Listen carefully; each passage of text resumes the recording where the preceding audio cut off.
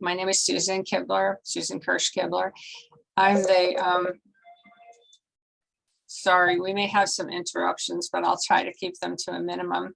The founder of Delivering Dreams International Surrogacy. We're located both in New Jersey and in Ukraine, Lviv and Kiev.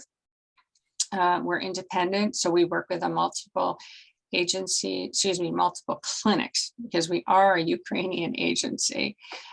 We work directly with clinics throughout Ukraine and work directly for you rather than the clinic. We're not owned or compensated at all for the clinic.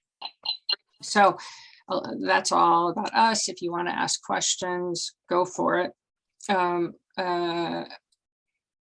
Oksana, if there are questions in the chat that I miss, maybe you can eventually raise your hand and let me know.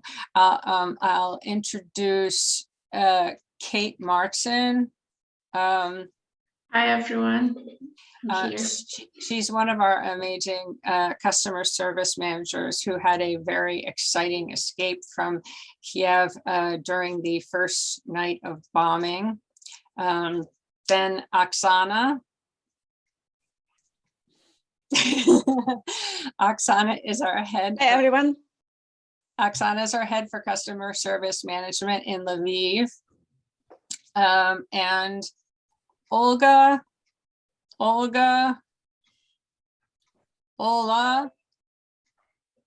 Okay, they haven't joined yet. We have our people spread around the country right now, one in Kiev, the majority in Lviv, Katya's in Kamenskaya. Did I kill that? Khmelnytsky.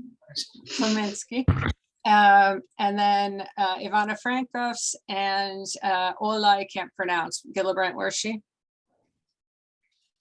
She's up in the very northwest. So we've done this intentionally so that we can know where other hospital facilities are and other hospital facilities. And if we had to move people at a quick place from Lviv. All right, so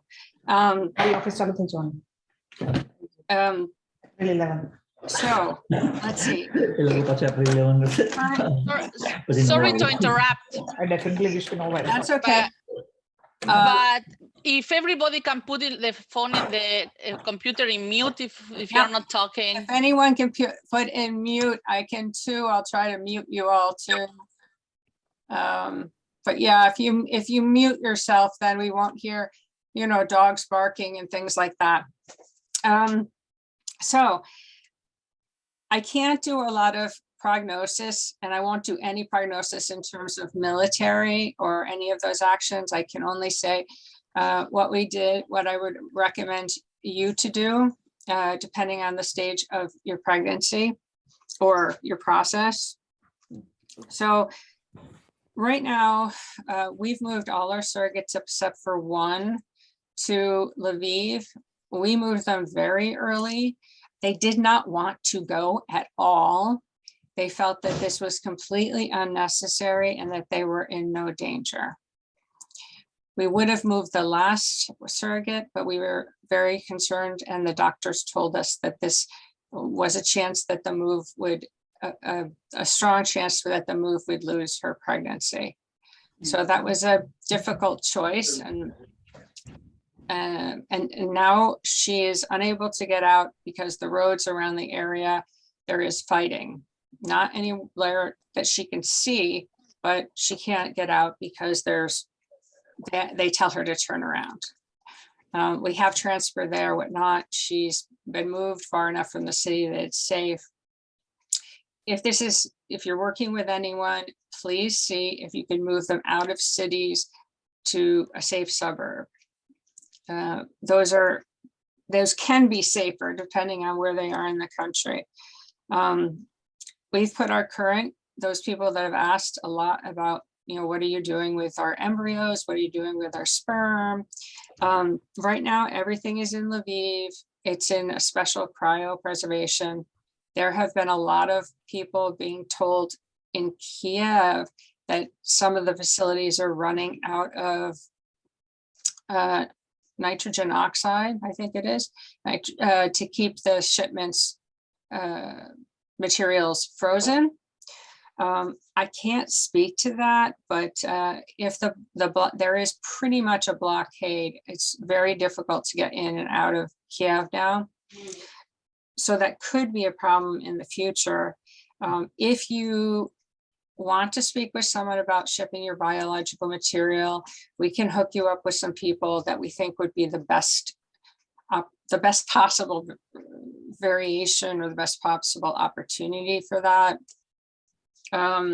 Kate, you want to stick our Cryo's information in the chat? You can contact him directly, and his first name is Peter Hura. And you can contact him directly and ask what can be done. And he's a wonderful person and will be able to tell you what the status is at this minute. It seems to be changing quite a lot. So biological material, we're also considering moving it to Slovakia.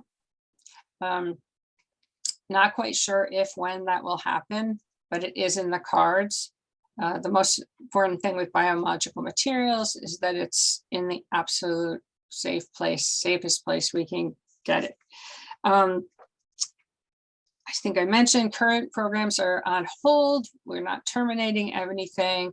Surrogates that were in the process of stimulation, we had some very close to embryo transfers, worked with the doctor team, both in Kiev and in Lviv, to make sure that they were weaned off these medicines. And sometimes they have to take other medicines to make sure that that was done in a healthy, safe way, so it would not impact their fertility and being a surrogate in a second cycle or a third cycle.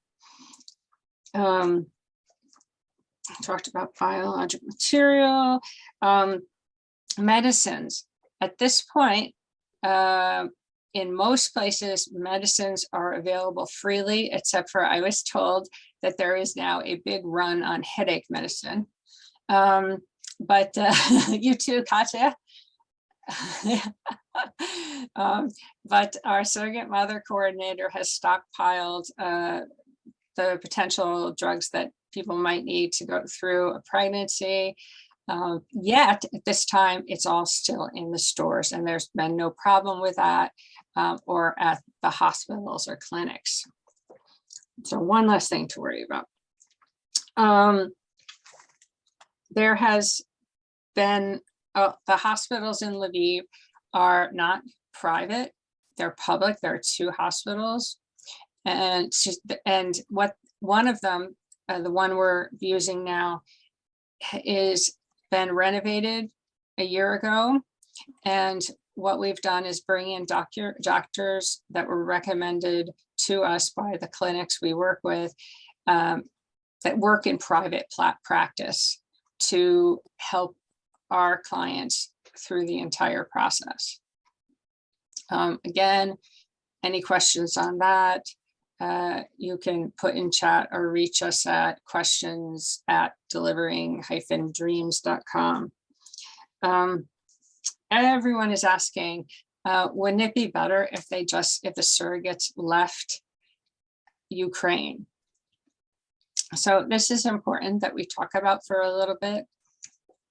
Right now, the surrogates feel safe in Lviv, and they don't want to leave at all. In fact, getting them to move from Kiev was very difficult, especially because at that point there was no war, and a lot of people thought nothing would ever happen. They don't want to move for many reasons. I mean, the first is very obvious, that it would be a major stress on their bodies. Most of these women are, well, not all of them, but anyone that's later in their pregnancy found it challenging just making the trip from Kiev to Lviv, even though they were on first-class sleeping compartments. So here we're talking about a car to the border, a line walking through the border, another car, and making it all the way, we would take them to the Czech Republic. And I can explain that for a second. But the first concern is medical safety for the surrogates and their children. And that at this point, we don't see anywhere in between those 2 points that would make it safe, especially for further pregnancies. The second point is it would be so stressful, and stress is really not good on pregnancies. We really want them to feel calm and secure. Second reason, they all have families in Ukraine. And now the Ukrainian government is not letting men of fighting age leave. So that means if they do leave, they would have to leave their husbands or loved ones. Civil union marriages are common there, so they'd have to leave their men behind.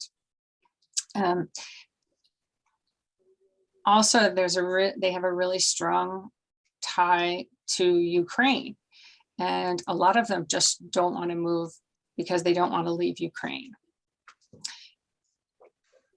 And I guess if I haven't said this yet, that they feel very safe in Lviv. Now, we've had talks with them again and again and again, because many of our couples really want their surrogates out. And I can understand the fear that something might happen. This is war. Who knows, really? And with Putin, who knows even, we know even less, because he's so erratic and and unpredictable. However, we do have a very strong sense, if you saw me on the phone right before I came on, with our head surrogate coordinator, that if they even were to hear a bomb blast, that would probably be, no matter how far away, that they would probably they would be willing to move. Now, if that line in the sand was further off, because we've talked to them about, oh, would you move if, and taking different places in the country, if something happened here, if something happened here, if something happened here, and none of them can really say, oh, if something happens in this city, then we would think of moving. I think it's one of those things that we take day by day. They know their options. They know how concerned the parents are, and they know how concerned we are about their health and their security. So where could they go? Right now, before birth, we would want to take them to the Czech Republic. The problem is that we want parental rights for at least one parent. The other countries, surrogacy is illegal, so you would not have custody of your child. In the Czech Republic, at least the husband has legal custody. The mother would be the surrogate mother, but she would terminate a waiver of her legal rights to the child. That and other documents would support the claim to adopt in the US. You would need an adoption, a family lawyer adoption in wherever your home country is, but they work with that a lot. Now, those of you that have done some research on the Czech Republic, commercial surrogacy is illegal. So we would do an entire package of documents, new documents, saying that this was an altruistic pregnancy. We have it set up such that if it were needed, we have cars ready. We have people that would help people through the lines. We have people that would pick them up the other side, take care of them, drive them all the way to Czech Republic. We have a Ukrainian speaking doctor there. so that it would flow very smoothly. But at this point, we have not been able to convince our personal surrogates to move. If any of you are in a position where you want your surrogates to move and they are willing to move, put your name in chat, and Kate can just cut and paste, and we can get you information about that.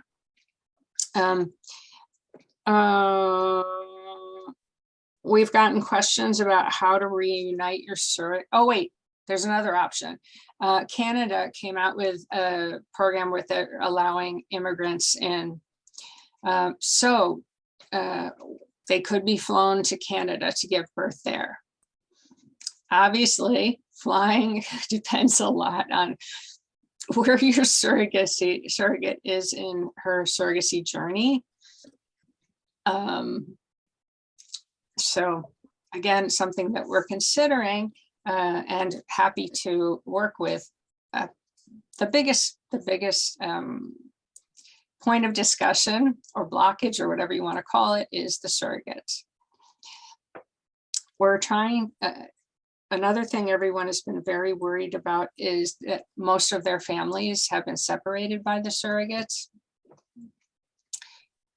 There are different things going on depending on the families. Most of the families did not want to move first to Kiev and then to Lviv, or directly to Lviv if they were at earlier in their pregnancies with their families. And there were all different reasons. Some of them had children that were crazy and needed a lot of their attention, so they left them with their grandmother. Some of them, the families didn't want to move. Some of them, they wanted to stay at home because they had a lot of obligations. They wanted the children to be in school. There really was a full range of reasons why they wanted their children. They wanted not to relocate. We are talking with some about joining their families. Unfortunately, the majority of these are in areas that transportation is probably not safe at this point. Katya, you want to throw up the beautiful little map of transport? And sometimes it gets frustrating because we had a car a couple days ago. We had a car that was offered to us in Kiev. We were trying to get surrogates out, but we couldn't find anyone to drive the car. So there's a lot of logistical things that sometimes don't come together. And we've had a wonderful experience. There are a lot of Facebook groups that are only for IPs that obviously we're blocked from as an agency, but we have had some people that are posting in the groups these kind of opportunities so that we could, so if someone does drive, etc., they will be able to take advantage of these opportunities.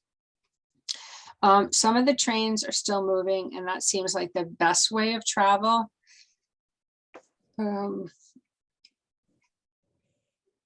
Did I mention it? Well, if I didn't mention about how you reuniting families after they've given birth. Honestly, we have to say, well, I don't know. We don't know, because we don't know what's going to happen by then. We don't even know what's going to happen in a few days. If a train route opens up in some place, we're going to move people west. We'll move them west. One of the other things we're doing is helping people, or helping now, making sure that we understand the exit procedures for documentation. There's the Canadian government, just a little on exit process. Anyone who is Canadian should jump up and down. They have been the best consulate to work with. They've come up with flexible procedures that basically cut through all of the bureaucracy and have a lot of, like, if not this, then this. Really fantastic. The US Embassy and some of the others have been so slow and so unclear, and it's been very frustrating. However, I predict that even in a matter of days, you're going to be able to get your child out with almost minimal documentation at all. I think because of the refugee crisis, because of the refugee crisis now and the amount of people going over the border, that a lot of people are going over with absolutely no documents. So what's important is to have the documents you need to get the citizenship at one of the embassies in another country. And if you have questions, we have like the contact numbers for the Canadian, for the US. Those are the main ones we are working with right now. You guys that have questions, can you raise your hands? It's go down to reactions, little smiley face, little plus, and it says raise hand, so that we can make sure to go through them.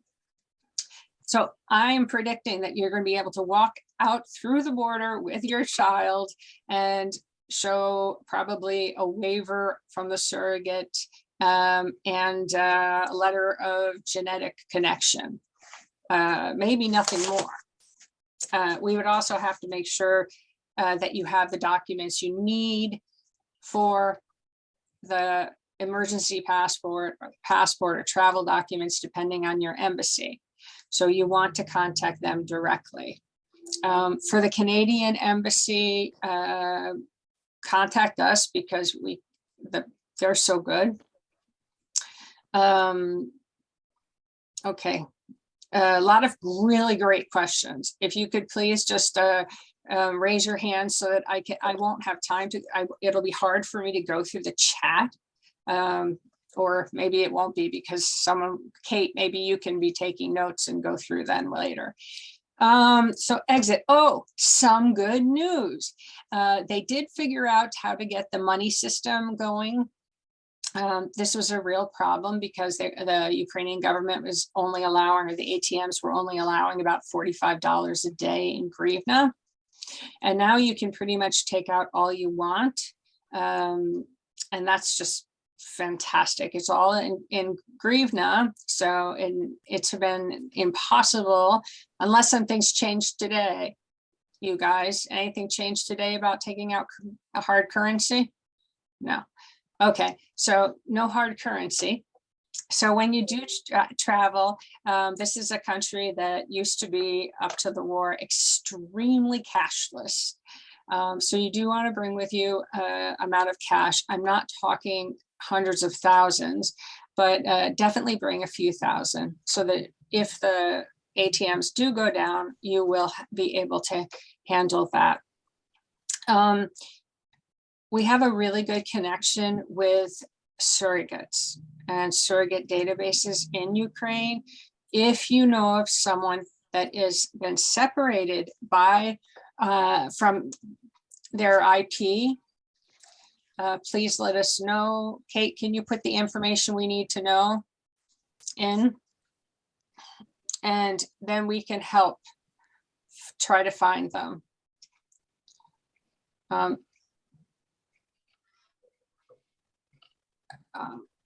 And then Kate, why don't you tell us a tiny bit? I'll ask Hetel, why don't you ask your question?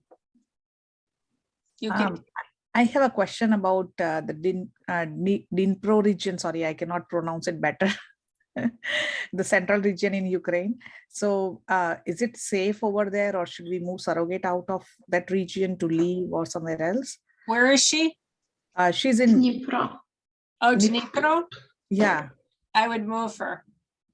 If you have a chance, if you have a way. Yeah, definitely move her. Because she's already 21 weeks pregnant, 22 weeks pregnant. So I was kind of worried to move in the train where there are a lot of, I heard that train is not so safe, you know, they kind of push people and stuff like that. It's going to be it's a lot safer than probably where she stays. I mean, there are pockets in Dnipro that are safe, but that's probably going to be one of the most conflicted areas in this war on the east. Wouldn't you agree? Yeah, the trains are very crowded, and now all the trains from eastern regions are only evacuating trains, so they don't even sell tickets. So it might be difficult to move with the train if you have someone to drive her, or just find someone who would take people from eastern regions. You better do it, because Dnipro it's safe in the moment, but we can't predict anything. Yeah, definitely get her out. One of the things to do is to put up on the IP groups and share with us your information. Kate put it in the side there, and the name of your surrogate and where she is, and share that with everyone, and just basically say, we're looking for a way out. Because there are people all the time that have a way out and are looking to take other people. So it is very hard to explain surrogate, right? They do not want to move out. They want to stay right there wherever they are, and they feel it's very safe. You know, they are getting food and everything else there. So it is very hard to convince them. And I've been, you know, even trying to convince my agency that we should move surrogate out of that area. But they are also not responding much. So I'm not sure how do I convince surrogate here? You know, I've been telling her that maybe you have food now, but maybe after a week or after 2 weeks, things might change, you know, and then that time it will be too late to move. She already has, like, you know, kids and, you know, mother to take care of. So I'm like, it's going to be very hard to move at that moment. But as you said, right, they don't want to leave their family and friends. Well, what I would suggest is saying that we know you're safe now, but we're doing this out of massive caution because we don't know what's coming up next, and we might not be in a position that we can help you. And you might not be in a position that you can get out. So let's get out now, and then let's wait a few weeks and see, and then you can go back. We don't know what's going to happen. Maybe she will be able to go back, but at least she's going to be safe now. Okay, thank you. So describe it to her as a potentially temporary move rather than you're going to never see your home again, because something like that is too much for anyone to take in. I agree. We just want them to be safe, you know, and their family to be safe, regardless of the child born and all that stuff. You know, that is a later story, but we just want them to be safe. And in this scenario, like, we would try to help anybody who is pregnant, right? So that is what, out of concern, that we are trying to help. But it just, you know, I don't know how they are taking, you know, and the language barrier and stuff, you know, it's very hard, you know, to put your emotions rightly. I think it's very hard to explain them. And I'm not sure how other people are doing, but yeah, I feel it's very hard for me. Do you have someone that's translating for you and talking to them directly? No, I'm just talking directly using Google Translate. So. Okay, maybe, Kate, do you think it would be good? Because we had the same conversation we've gone through this with all our surrogates. I think it's a good idea, yeah, because we needed some time to convince our surrogates to move as well, and they were not willing to do it, but now they're all very happy that they actually did. Yeah, and see, we move them so much ahead of any conflict, but because we move them ahead of conflict, kind of like where your surrogate is, they're like, oh, we're safe, we're safe, we're safe. But you don't want, and we didn't want, and no one wants to wait until they're not safe. Yes, that's true. Yeah, that is what we were trying to explain them, that it is going to be like in couple of days, you know, things might get really worse. We never thought that, you know, if they are going to like do this much of bombarding, or they will even start war, because everybody thought that it is not going to happen, and it just happened out of nowhere, right? Yeah, drop us a line. Kate was played a pivotal role in trying to, well, in helping to convince our surrogates to see the light to move. There's also what I would do, Hetzel, is get online and find an apartment in Lviv now. Okay. Because they're going, I mean, they're not going to be many there at all. And if you can't find any there, then, you know, look a little east, but try to get Lviv, because of the healthcare there is fantastic. Okay. Okay. Is there somebody who can help me out here?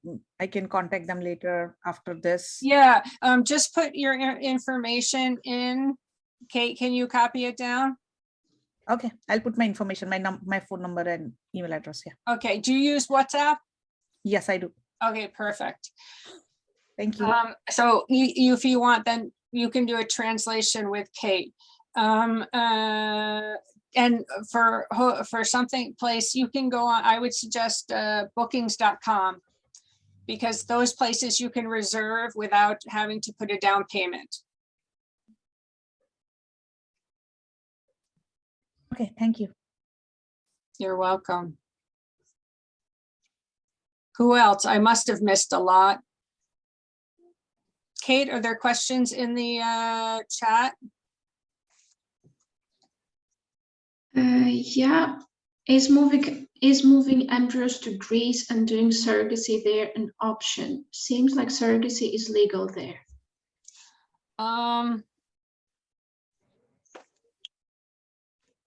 Not that I know of, because they do their only IVF. We're specialists in Ukraine, so I don't want to say absolutely. The places where you're going to get your names on the birth certificate are Ukraine, Canada, and the US. So I would say do lots of work, but if you want to move someone safer within Europe, I would go to the Czech Republic and make sure that you then have your husband's name, the husband's name will be on the birth certificate and you can adopt. I don't want to say anything about Greece. I'm not an expert.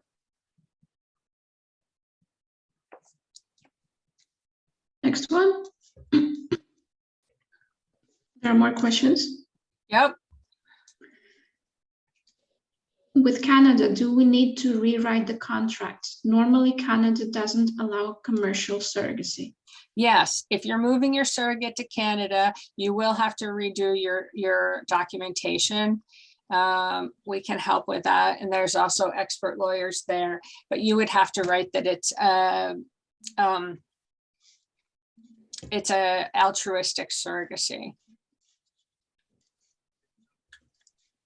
Yeah, another question. Is the frozen embryo safe in Kyiv now? We have 5 embryos ready to transfer. Where are they?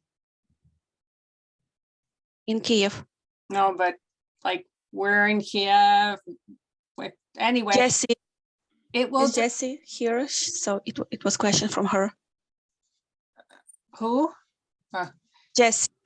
Okay. It depends where you are. Some agencies are saying, clinics are saying that they have enough. Some are saying they only have 1 month storage capacity. If I were you, I'd try to get them out just for safekeeping. Did you see Peter's information?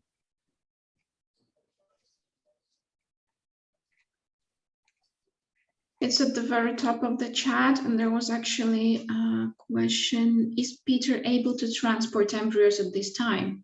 I don't know, but we know that people, that if anyone can get them out, his team can. He's done amazing things for us.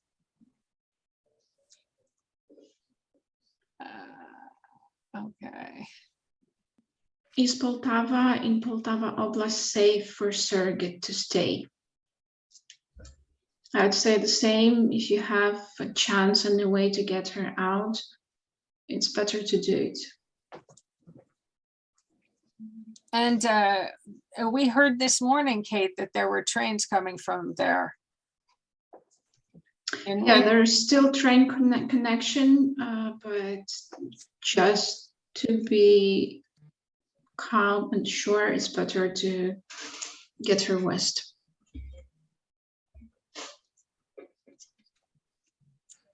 Yeah, definitely. Let's see what else. Greece, don't know. Canada, don't know. IP names, yep. Greece, yep. Poltava, what agency? They've mentioned that it is linked to both parents. No, even if in the Czech Republic, even if both parents are connected, the surrogate mother goes down on the birth certificate. She's the one that gave birth. It's really sad. It shouldn't. Anyway, that's the way it works there. Yes, we have put new transfers on hold. Any idea when they will start up again? Our clinics in Lviv are completely fully functioning and doing transfers. Right now, we're focusing mostly on the surrogates that are pregnant. We are working with surrogates that are requested or reserved for clients for starting embryo transfer. Some of them are getting out and going to Lviv, but most of them don't want to leave. They're in, like some of you mentioned, like Hetzel, they're in a safe place now. And we're in that point where we're saying, we really would like you to move. But we can't, like you said, you can't always make them leave. We're hoping, I think the whole world is hoping that things will settle down and we'll be able to start up as soon as possible. The surrogates certainly want to do so, and I'm sure the parents want to do so as well. But we will not do that unless it's safe.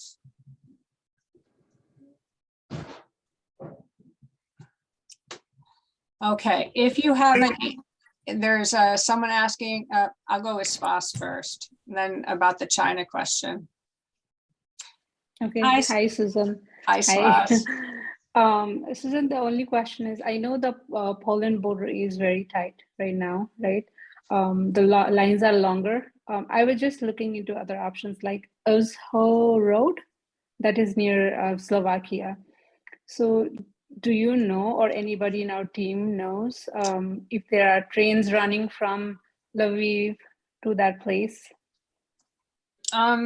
I don't think any trains are running, but cars. Cars, okay. And Svas, this is I'm so glad you asked this question because I forgot to mention this. There are 5 different borders, or 6, I think, because Poland has several. So there are a lot of border crossings that we're monitoring. Poland right now is by far the worst. However, it's really changing day by day. We heard that Moldova was almost no lines at all. So if you come to pick up your child, it may turn out that you come via one way and leave through another. Getting into Ukraine, by the way, is very easy. No lines. But on the way out, we're monitoring the situation because we don't want you standing in line. Obviously, the minimum as possible. Kate, Oksana, Olga, and do you have you heard anything today on border crossings? I heard it's actually not so packed right now, not so busy as it used to be, but there are still lines, especially Polish border. So we're just monitoring them, and it is definitely going down, Stas.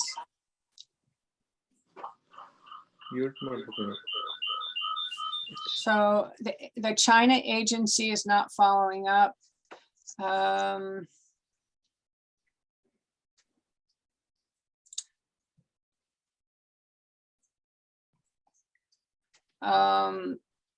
Yes, we have had people switch because the agencies have, I don't know what you wanted to, disappeared, stepped back, not communication. then yes, if you're in the situation and want to proceed but can't contact anyone, of course you can contact us or we can give you other recommendations. No, the process in Czech, oh, sorry, the question is, for Czech, is there a long process to get the baby home? I was told it's a quick turnaround, birth certificate, CRBA, this is for a US emergency passport, but with a surrogate's name, I want to make sure this isn't a lengthy adoption process. Getting out is not hard. The adoption process for any country that goes through Czech for the mother is going to happen in your own country. So it's not going to affect your exit procedures. So does that basically mean when you get back home, you have to get lawyers involved? Yes, indeed. You'll have to. I'm sorry, go ahead. You'll have to have like a family lawyer that would go through the adoption process. And would that be difficult since you're both tied to the child biologically? Well, you think it won't be. It shouldn't take long, but it's just a bureaucratic thing. Okay. It's better. We think it's a lot better than a situation that's dangerous for your child and the surrogate. It's kind of one of the last resorts, but at least you will have your name on the birth certificate, and that means you will have custody. So wherever you are, you can make all the parental decisions. So even for that period, whatever it is, before your wife gets her parental rights through a formalized adoption process in your country, you'll still, that will be your child officially, and you'll be able to make all the decisions. Okay, thank you. Of course. Have not started the surrogacy process. Would it be possible to bring one of your surrogates to Canada?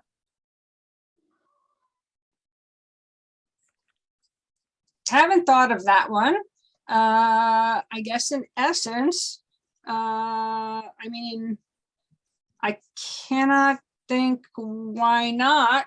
The only thing is you're talking about a lot more expenses. I mean, one of the reasons people go to Ukraine is because the medical care is so good and yet so inexpensive compared to other countries.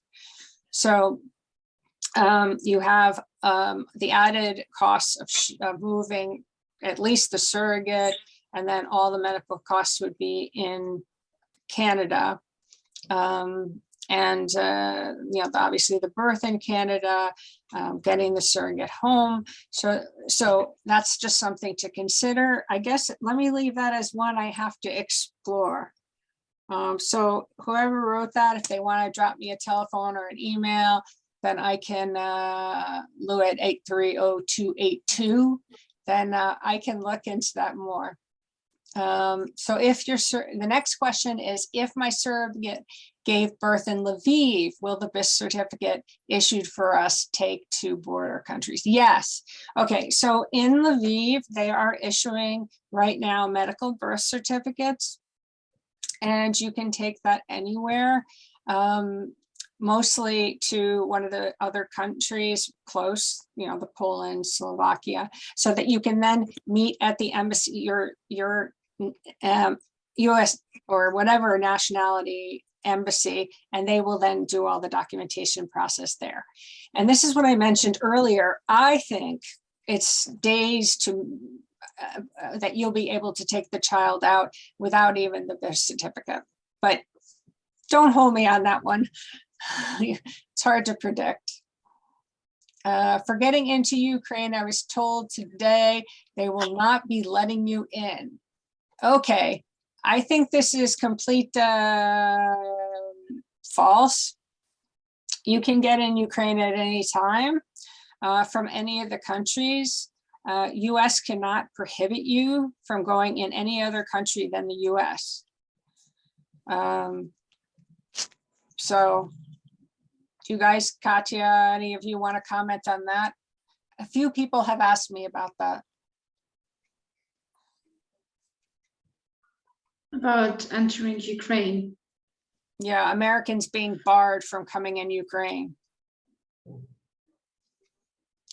Never heard of that. Yeah. Maybe I'm just not aware, but No, I've been asked this Haven't heard. questions multiple times this week, and we have people coming in, and literally legally they cannot say, it's like that you can't go to Canada, and you can't say that, or Afghanistan. Unfortunately, how many people went there?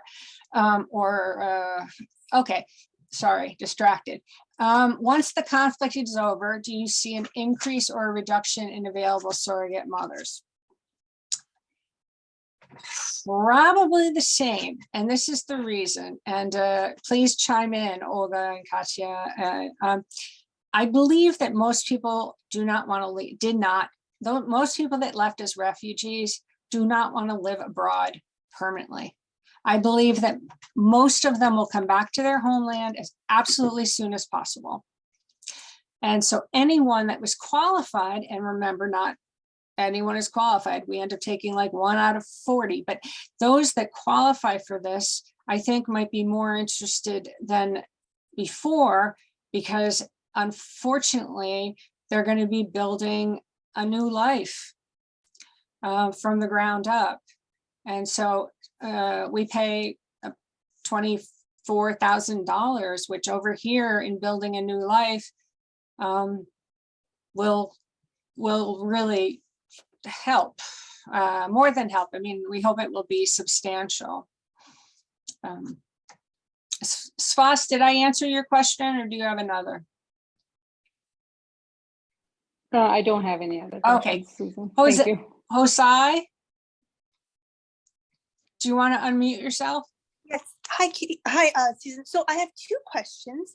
Number one, I sent an email yesterday that was very specific to my case, and I just wanted to We got make it. sure that, like, okay, that and that I'll get a response. I know how busy you are, and I really appreciate everything that you guys are doing to keep your surrogates safe.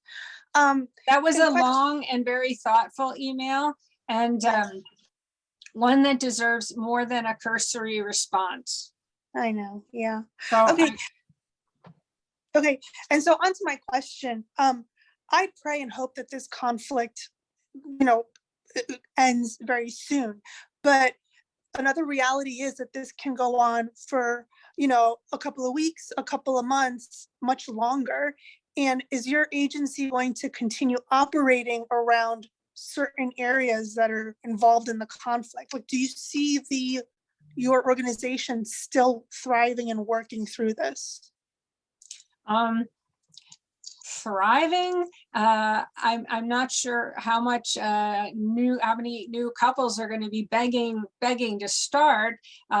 If it settles down to the point where it's very localized, well, can't say localized because the East are very big territories, but if it starts settling down in those areas, the Lugansk, the Donetsk, Crimea, where it is, and it doesn't enter any of the Western territories, that we are fully functioning in Lviv. So yes, we're not leaving, we're not going anywhere. We're also working with all the surrogates that were in the process to make sure that we know where they are, that they're safe, or as safe as they can, because like Hedel said, sometimes they don't want to move. And we would move them. Well, all of anyone in the process has agreed that if they start, when they start, they would move to Lviv area as soon as they started either stimulation or egg transfer, depending on where they live. I'm not sure, was that a full answer? It was. And if I may, I'm so sorry to take someone else's time. No. Okay. And yeah, I just want to say, what about, I've been watching the news, and now they're saying that Putin would be eager to take Lviv because it is such a popular city. And so are there any contingencies in place if he goes after Lviv? Yes, tons. We have hospitals in other areas not far away that we can move to. And of course, we've spoken at length to all our surrogates that are in the process. And we're getting to the point where they agree in principle that if things got dangerous, they would all move. We are also looking at the possibility, not looking, we're exploring and have plans in place that we could move all the biological materials mostly to Slovakia, or we're looking mostly at Slovakia. So I guess there's multiple choices. Move to other hospitals, move closer to the border, and move over the border. Thank you.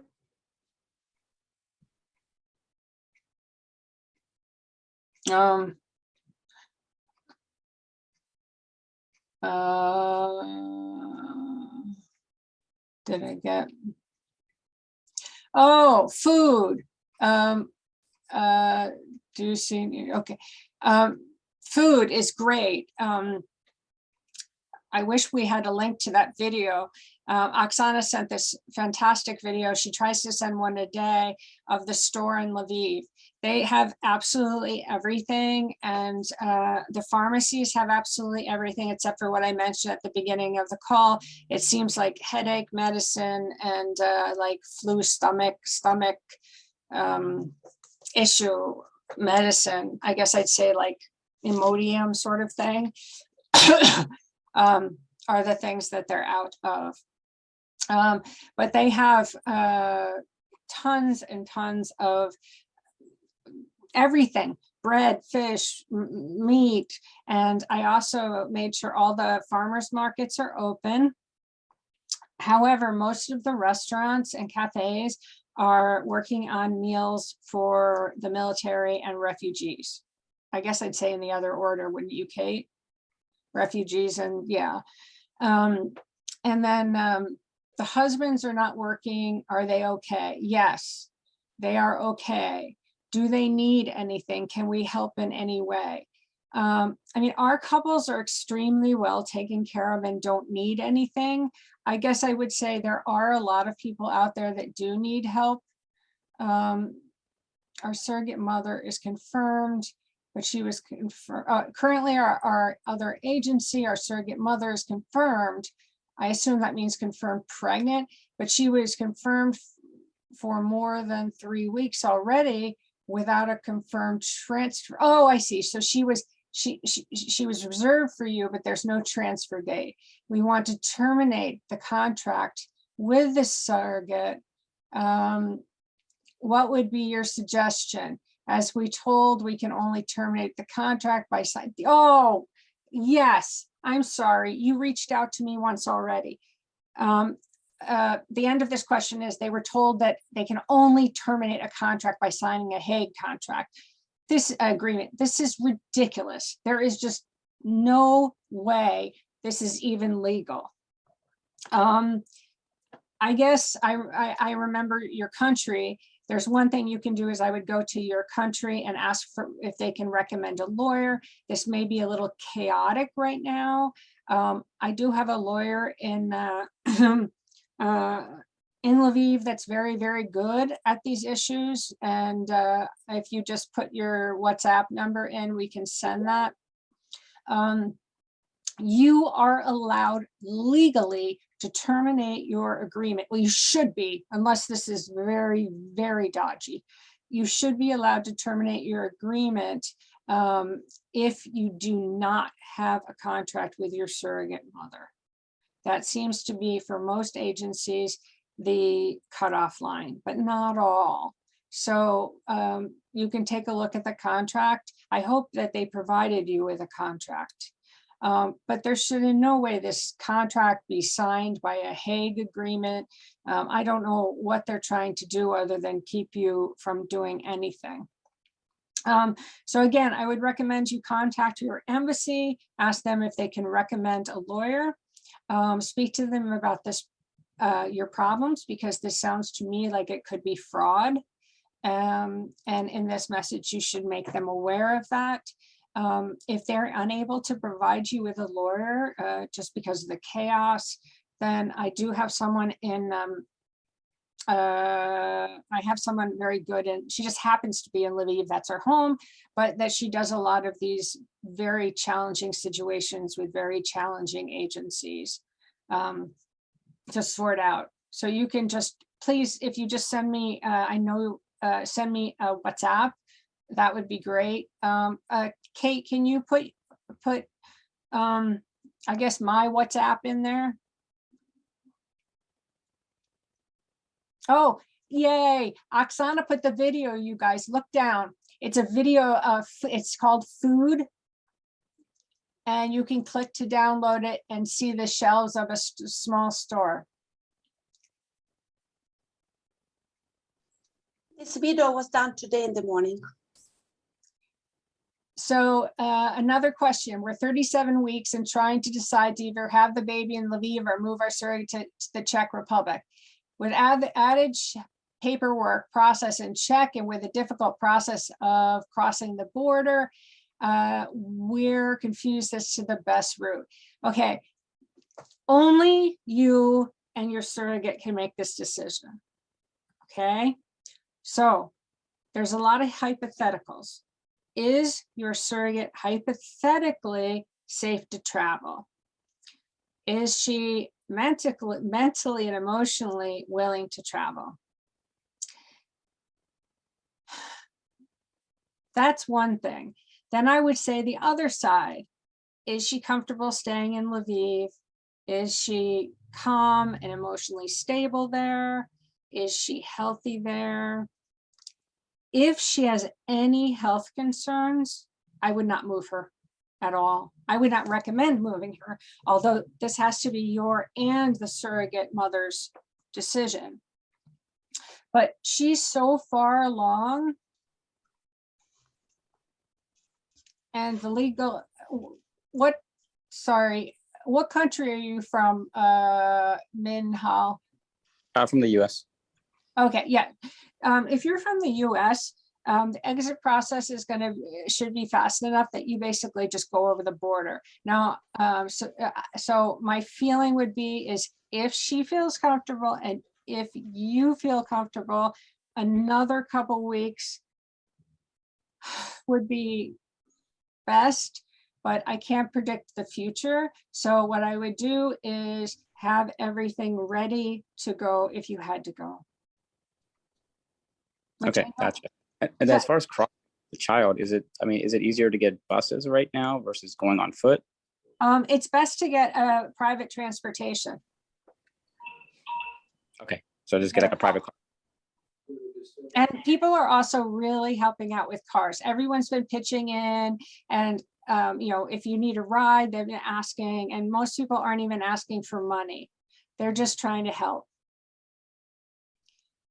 So I guess if you can stick it out, because of the documentation and the fact that you guys would have custody, you and your wife, I would recommend it if possible. But if you or your surrogate are uncomfortable or worried in any way, then you have to have a serious talk with her about her willingness to move. I would add something that trip with a car and with no lines takes 8 to 9 hours from Lviv to Prague. And well, that might be difficult for 37-week pregnant. Plus, you don't want the baby to be born somewhere on the border or even in Slovakia. Yeah. Yep, that makes sense. Thank you. We have an evacuation system set up that, you know, we could help you get literally door-to-door service. But Kate is right. If that child is born in Poland or one of the other countries that don't recognize surrogacy, you would have no connection to that child at all. So that's a huge risk. Okay, that is all very good information. That's super helpful. Thank you. I'm sorry, it's not like we can predict if there'd be any risk. Yes. No, that gives me a lot to think about, because we're trying to figure out which way to lean, but that is good information, especially if something happens in Poland. And the other thing you can do too is please have everything ready, because there are so many pockets of safety, even in the areas that it looks like the Russians completely control. So if they went after Lviv and you could just move out of the city to one of the rural areas, not ideal for medical service at all the time, but we do have women that are in pockets, and when there's Russian control, but not of that place, but that still have medical services. So in terms of your legally, your control of that child, that would still be probably a good option.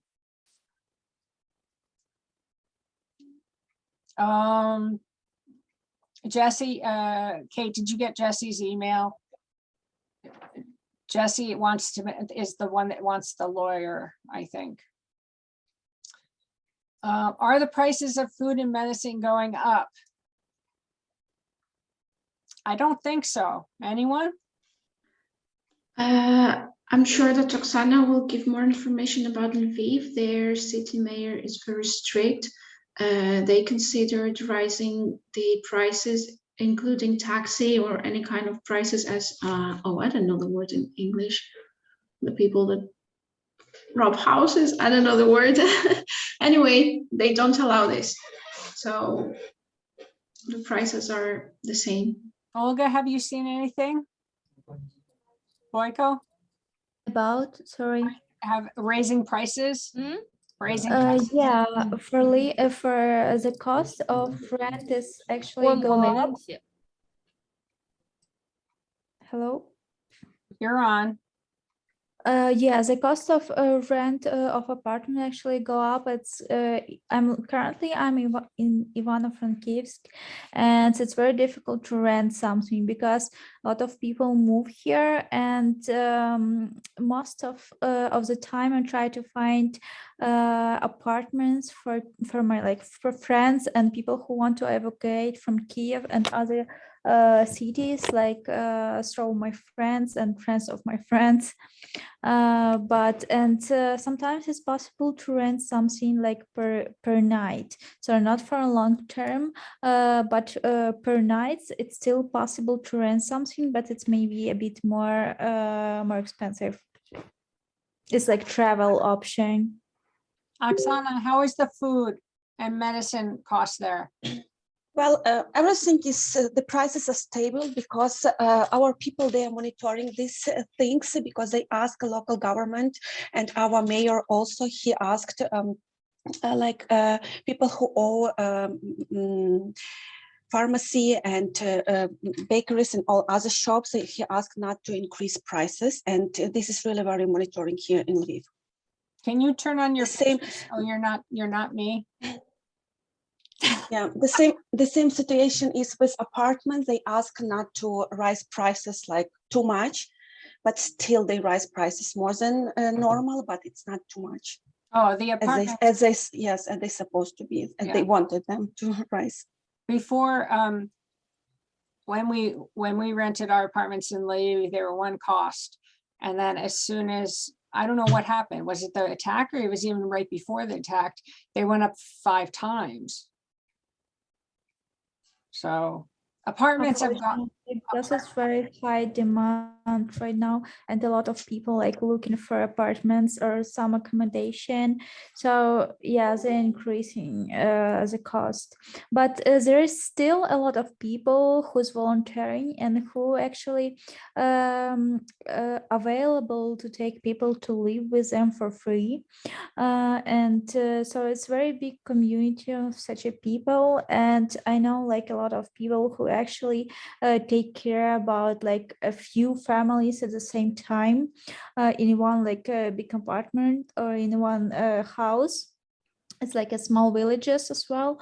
So it's still like a lot of people who do it for free, who don't try to make money in this situation, and just understand that people just need to stay somewhere.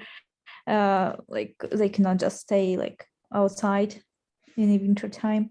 So if you want, you or someone like want to move, it's very important to communicate like volunteers before like your trip, or maybe when are you on the way, like in train or something in the car. So they're gonna have at least few hours to connect other volunteers if they don't have anything, and at least for a few first nights they're gonna be able to provide you something. And again, there is also places who can take like many people in the same room, for example, but they're gonna provide you beds, they're gonna provide you food if you need, like you can take showers there. So it's like also like good option, at least for first time. And then you can find something else or move maybe not in the most popular city, because actually a lot of my friends told me that some villages around Lviv or around Ivano-Frankivsk is still almost empty. Like there are not so many people who going from like Kiev and Kharkiv, because then don't concentrate on something smaller, you know, like villages around Lviv, and they're still available to place people in houses or in like in shelters and etc. So yeah. It's still possible. Yeah, I stay still see apartments available in Lviv. To contact volunteers, can we do that through us? I can provide you some contacts that I already have. So yes, also it depends like in which city is it gonna move. Okay. Fair enough. We also have housing contacts in Lviv if that becomes a problem. But right now on bookings.com, there are still places available. They're not the It's cheapest. maybe not true, because even when I was looking for my like for a pattern for myself, sometimes it looks like available, but when you try to call them or you try to book it, it's actually not. They just didn't have time to close it on websites. We had that problem today. Also, but you may try to check something on thebova.com. I was also trying to book an apartment. It's maybe not available right now or in this month, but you can book something for yourself, like for future, maybe next month or middle of the month. You just need to like stay maybe in a temporary place for like week or something, and then you can move to a normal apartment. Okay, thanks.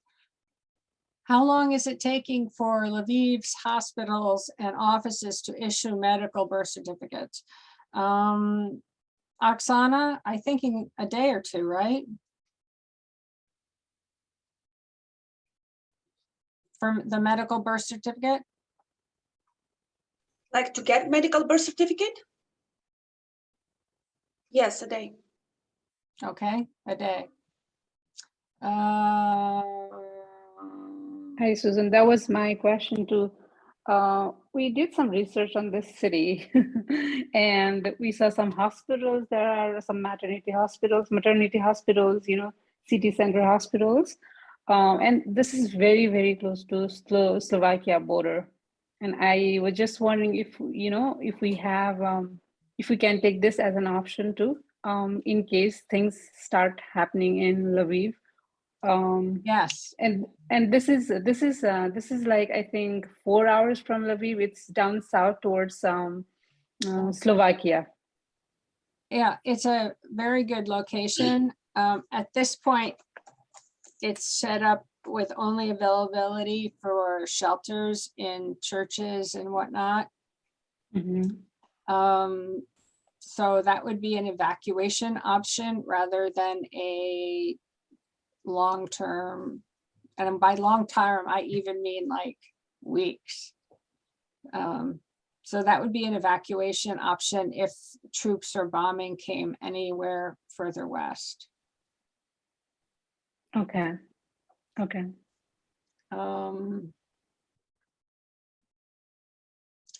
If medical birth certificates are the same as official birth certificates, no, they're not.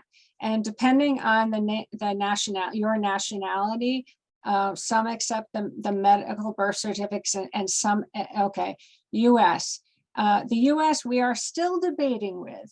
The US has really struggling to figure out how they're going to do this. And we're getting different answers from different people.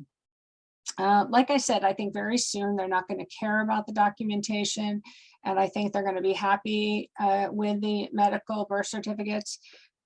These the organizations that do the official, the non-medical birth certificates are open in Lviv. And we've been meeting with them to see about how fast and how that would be done, given the fact that some of the organizations like notaries that are necessary to do those documents are closed permanently. So the actual procedure for those official birth certificates is going to change. Right now, today, Kate, what was it, 2 hours ago, the US Embassy said that they still require this.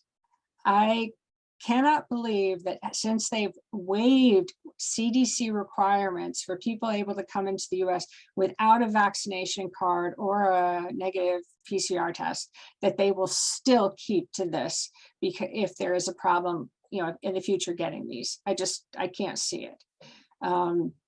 In any case, what you would have is the medical birth certificate, you'd have a contract with your surrogate, you'd have genetic information that the child is yours, at least one of you is biological, one of your parent is biological related. And at the embassy, right now, they're still saying they're taking DNA. There is no way they can really refuse this. So I'm very confident that they're going to start waiving more, as the Canadians have done. Okay. Oh, I wanted to talk about the organization that Kate is working with, an organization that briefly helps people get things, medical supplies and other, and helps connect people to people that might be able to help other people get out, and also find each other. Kate, you want to talk a little bit about that? Yeah, it's just started. It's coordination center called Made in Ukraine. I'm sending a link right now. It's actually in Ukrainian. We've started just today. It will be coordinating volunteers, people that are able to help, with people that are in need of help. So that's like a hotline. There is a phone number from abroad as well. So that's what we're doing here, with at least with this organization, and I hope it goes well and we can help as many people as possible. So please feel free to share this. People that have asked, my surrogate is in Dnipro, my surrogate is in Donetsk. We've gotten a lot of emails about, these surrogates, and then the people that are separated for some of their surrogates.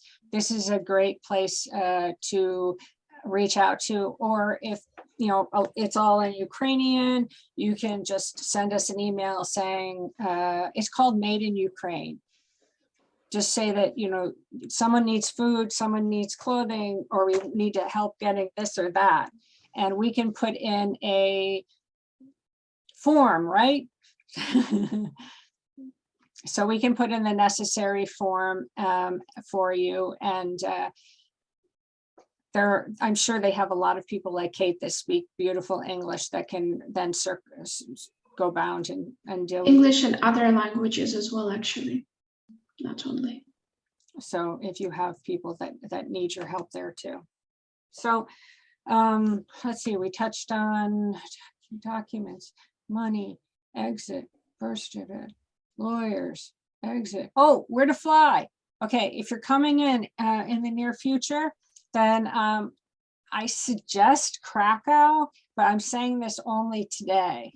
And staying over the border, you're welcome to come in Lviv as soon as you want, because if you don't want to miss your children's birth. Oksana, tell us about what life in Lviv is like, please, just a little. Yeah, right now, like people, as all Ukrainians, we are really very stressed, and all our thoughts right now about Ukraine and the victory, of course. But actually, Lviv lives its normal life, if you can say this in this situation that we have. But yeah, almost all cafes are closed because they are working for the refugees to cook food only for them. Because as you know, here we have a lot of people from all regions from Ukraine, and they still are coming to Ukraine by trains or buses. So. But in general, on the streets, everything is calm. People behave like nothing happens. So we try to be nice with each other and try to do our best to help. Of course, for example, the elder children or women who has time, they go to schools to help, like with food, with all other things that our army needs. Has it become a lot crowded, much more crowded? Outside on streets, no. Mostly people, they try to stay at home, not to go out. But we see a lot of children outside because they still want to have walks outside. So their parents, we still see a lot of people, but not as much as it was before. Because I think it's because a lot of them, they have work in like Kate has like charity organizations or some other things. So we all try to help each other. That is why we don't have time to walk on the street. So I just wanted to share that because, you know, if you do want to come to Lviv, and to make sure you're there for your birth, you know, you're more than welcome. If you want to stay in a place close to the Ukrainian border in Poland, that's also another option so that you can come when there's more notice. And then, like I said, we'll be moving out through whatever the fastest borders are. Olga, I know you're doing something as well, philanthropic. You're working as a volunteer. Yeah, actually, I will try to help people who evacuate from Kiev and from Kiev mostly, like and try to find them a place where to stay. So there are a lot of resources available. So if you reach out, and please, because we're not allowed to be in any of the IP groups because we are an agency, if you want to share, please share information, share resources, and kind of we're all in this together. So if someone's looking for these things, just let us know. So I'm glad you all were able to join in, and I'll do this as a recording. So if you want to share it with anyone, you can. All right. Take care all. Have a great day. And hopefully let's all pray for peace. Thank you, Susan. Thank you. You're welcome. Thank you. Thank you. Take care. Bye.